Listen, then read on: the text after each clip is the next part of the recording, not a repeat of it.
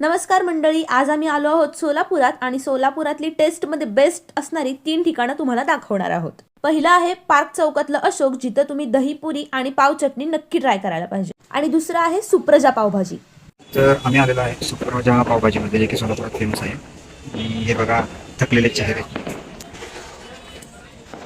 हे बघा पावभाजी एकदम गरमागरम चविष्ट. खाऊन बघ, एक बाईट घेऊन.